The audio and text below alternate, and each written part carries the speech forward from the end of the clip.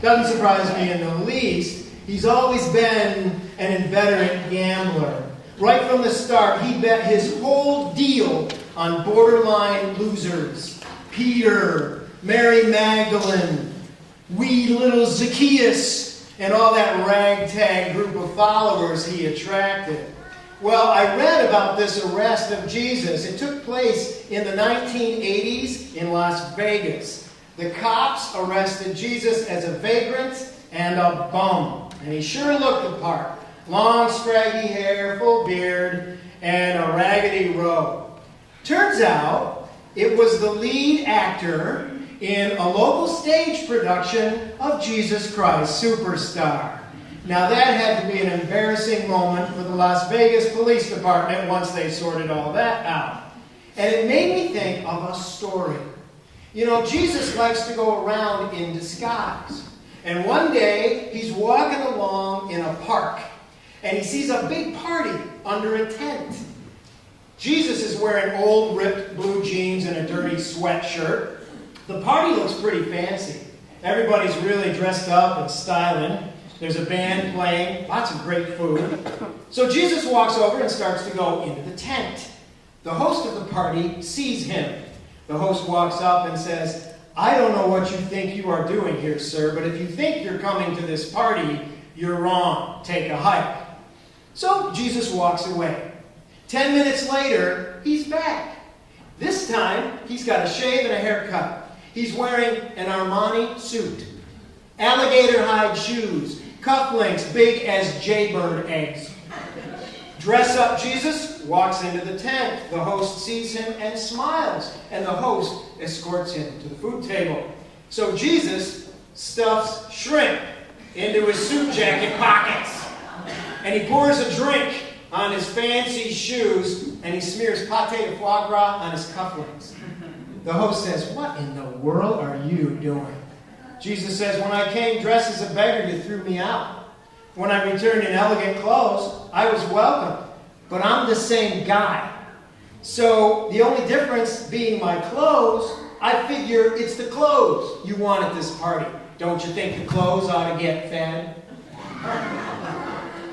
I'm talking about the incarnation this Advent season. The incarnation is the idea of the one God taking on human flesh. O come, Emmanuel, we sing during Advent. And Emmanuel means God with us. And when this one God shows up in human flesh and blood, he tells stories. And one of the stories he tells goes like this. On the big judgment day, you will stand there, and the judge will say to you, "I was hungry, and you gave me food. I was naked, and you gave me clothes. I was sick and in prison, and you took care of me." And you'll say, "Lord, when did I do that for you?" And the judge will say, "When you did it to one of the least of these, you did it to me." Or the judge will say, "I was hungry and you gave me no food. I was naked and you left me to shiver. I was sick and in prison and you ignored me." And you'll say, "Lord, when did we fail you?" And the judge will say, "When you did not do it to one of the least of these, you failed me." That is what the incarnate one says. You can check it out in the Gospel of Matthew, chapter 25. Jesus says nothing in his story about right beliefs. There will be no quiz about your doctrine. The final exam instead is all about how you treated Jesus hidden in other people. So here's the thing. The incarnation means that God is always with you, and that's a great comfort, but it's also a great challenge. It means that God is playing hide and seek with you. Everyone you meet just could be God in disguise. So how you treat them is pretty important. Now, in the Episcopal Church, every time we baptize someone, we all answer a question together. It comes from the baptismal covenant, our promises to God. Will you seek and serve Christ in all persons, loving your neighbor as yourself? In some way, Jesus is hidden in everyone you meet, so how you treat them is rather important. The way I treat my wife is the way I would treat Jesus. The way I treat my kids is the way I would treat Jesus. The way I treat that old lady taking too long in line ahead of me is the way I would treat Jesus. The way I treat that young man who cuts me off in traffic is the way I would treat Jesus. The way I treat that waitress in the restaurant is the way I would treat Jesus. The way I treat the young man clerking in the store is the way I would treat Jesus. The way I treat the person in the next pew in church is the way I would treat Jesus. The way I treat any human being on this planet is the way I would treat Jesus.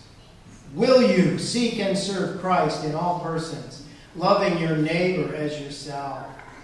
The way you treat your spouse or partner is the way you would treat Jesus. The way you treat your kids is the way you would treat Jesus. The way you treat that old man taking too long in line ahead of you is the way you would treat Jesus.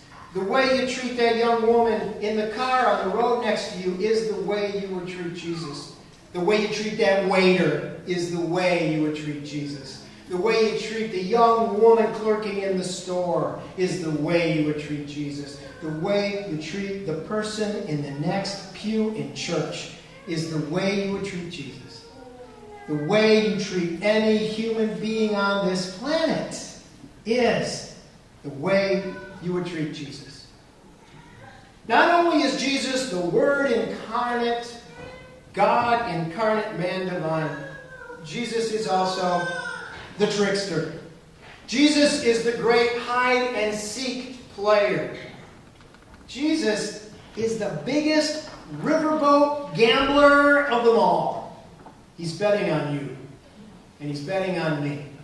And his long-shot wager is that we can become just a little bit more like him. And that would be divine.